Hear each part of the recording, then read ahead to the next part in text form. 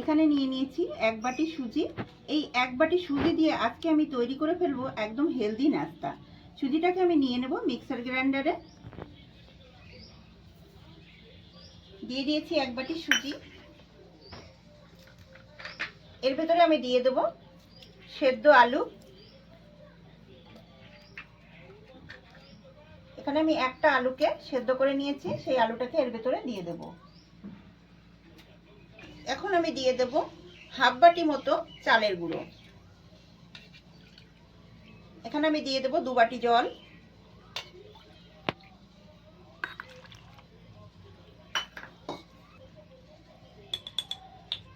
দিয়ে দেব পরিমাণ মতো লবণ।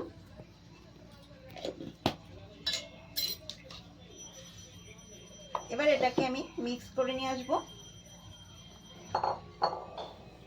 ঢাকনাটাকে আবার তুলে নেব।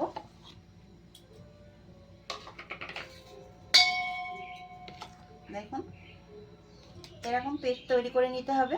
এবার একটা বাটির মধ্যে আমি ঢেলে নেব। এখানে একটা মিক্সার গ্রাইন্ডার নিয়ে নিয়েছি, এর ভেতরে আমি পুরো পেস্টটাকে ঢেলে নেব।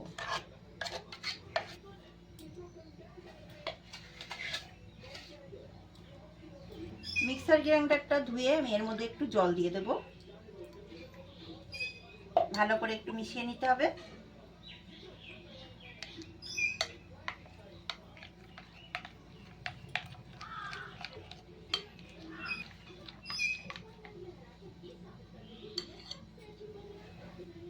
এর ভেতরে আমি দিয়ে দেব কুচানো গাজর, দিয়ে দেব পেঁয়াজ কুচি, দিয়ে দেব ছোট করে কেটে রাখা লঙ্কা। এখানে আমি দিয়ে দেব 2 চামচ মতো আটা।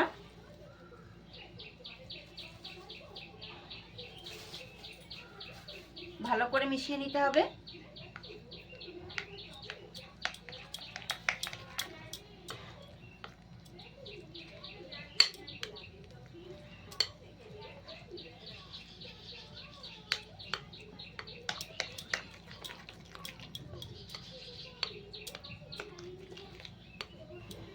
এর ভিতরে দিয়ে দেব অল্প করে একটু ধনেপাতা। ভালো করে মিশিয়ে নিতে হবে।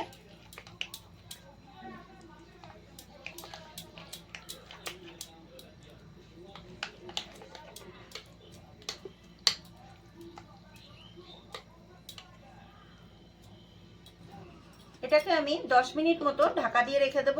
তত সময় আমি একটা চাটনি তৈরি করে নেব। এখানে আমি 2টো টমেটো নিয়ে নিয়েছি। টমেটোটাকে আমি ধুয়ে পরিষ্কার করে নিয়েছি। টমেটোটাকে আমি কেটে নেব।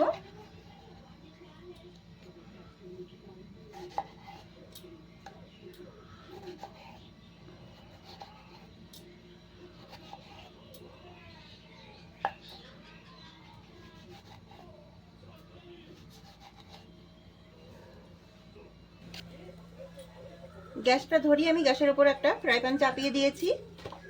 এখন এর ভিতরে দিয়ে দেবো অল্প করে একটু সরষের তেল।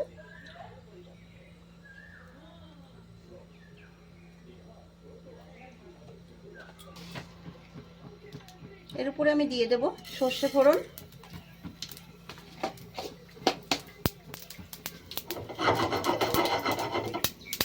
সর্ষেটা ফুটে উঠলে দিয়ে দেব টমেটো।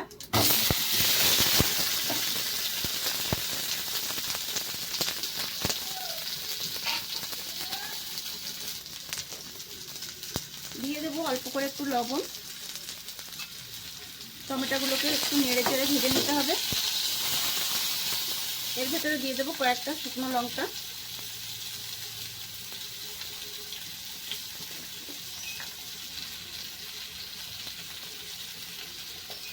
দিয়ে দেবো সামান্য একটু হলুদ।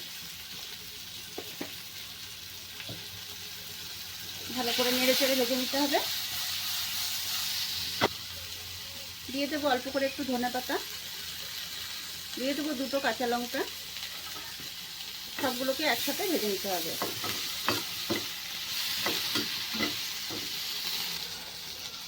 এর ভেতরে দিয়ে দেবো সামান্য একটুখানি চিনি, আর দিয়ে দেবো অল্প করে একটু লঙ্কা গুঁড়ো।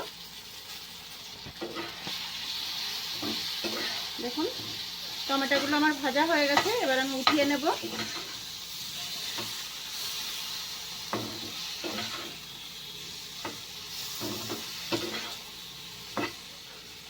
তুলে নিচ্ছি।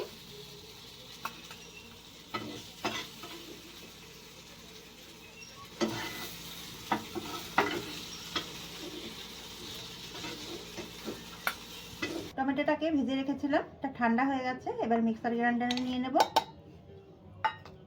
এটাকে আমি পেস্ট করে নিয়ে আসবো। ঢাকনাটা এবার তুলে নেব। দেখুন চাটনিটা আমার তৈরি হয়ে গেছে। এর একটা পাত্রে আমি তুলে নিচ্ছি। এখানে একটা বাটি নিয়ে নিয়েছি, বাটির মধ্যে তুলে নেব। আমি এখানে টমেটোর চাটনি করেছি, আপনারা চাইলে অন্য চাটনিও তৈরি করতে পারেন। সেই একই প্যানের মধ্যে দিয়ে দেব সরষের তেল। সেই একই প্যানের মধ্যে দিয়ে দেব সরষের তেল।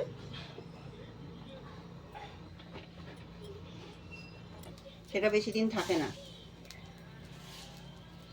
এর ভিতরে দিয়ে দেব একটু সর্ষে,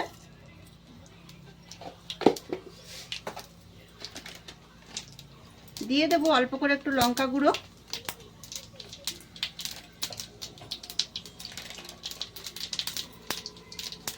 দিয়ে দেব অল্প করে একটু চাট মশলা। এখানে আমি চিকেন মশলাটা দিয়েছি, আমি ভুল করে চাট মশলা বলে ফেলেছি। গ্যাসের উপর থেকে নামিয়ে নেব। ঢাকনাটা এবার তুলে নেব। এর ভেতরে আমি দিয়ে দেব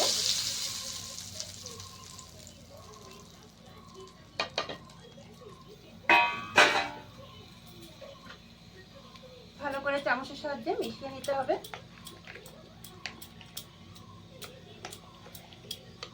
এই সর্ষের এই ফোড়নটা দিলে কিন্তু খেতে কিন্তু দারুণ হয়, আর গন্ধটা এত ভালো হয় যে বারবার খেতে ইচ্ছে করে। এর ভেতরে দিয়ে দেব হাফ চামচ মতো বেকিং পাউডার, সামান্য একটুখানি জল দিয়ে দেব।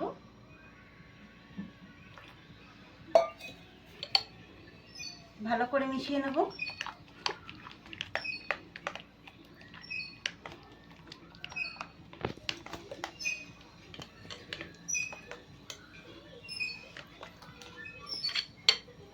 এবার আমি রান্নার দিকে চলে যাব। ফ্রাই প্যানটা চাপিয়ে দিয়েছি, এখন দিয়ে দেব অল্প করে একটু তেল। তেলটাকে সব জায়গায় ভালো করে লাগিয়ে নিতে হবে। তেলটা লাগিয়ে নিয়েছি, তেলটাকে একটু ভালো করে গরম করে নিতে হবে।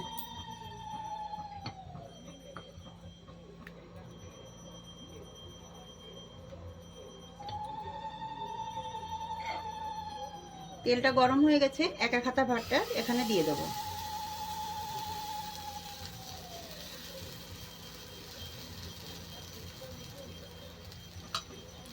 এটাকে নাড়াচাড়া দেওয়া যাবে না, এরকম ভাবে রেখে একটুখানি ঢাকা দিয়ে দেবো। ঢাকনাটা এবার তুলে নেব। দেখুন কতটা সুন্দরভাবে ফুলে উঠেছে। এবার হালকা করে একটু উল্টে দিতে হবে।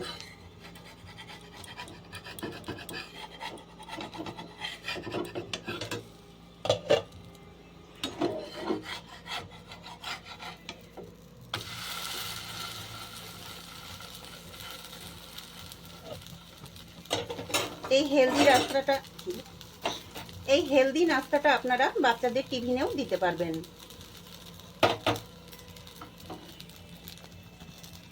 এটা খুব তাড়াতাড়ি হয়ে যায়।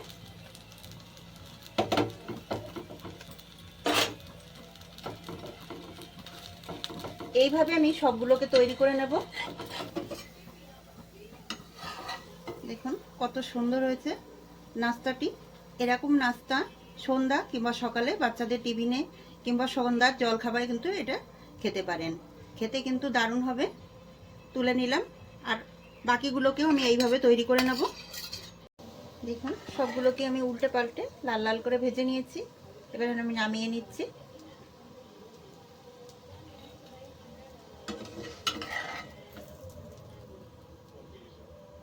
আমি চাটনিটা এখানে নিয়ে নেব।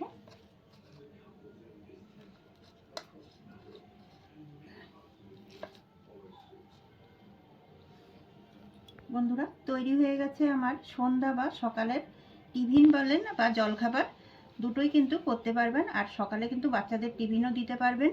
এটা কিন্তু খেতে খুব ভালো লাগবে। আপনারা চা কফির সাথেও কিন্তু হালকা খিদেতে এটা খেতে পারেন। খেতে কিন্তু দারুণ হবে। দেখুন আমি একটু ছিঁড়ে দেখাচ্ছি কেমন হয়েছে। গরম প্রচুর।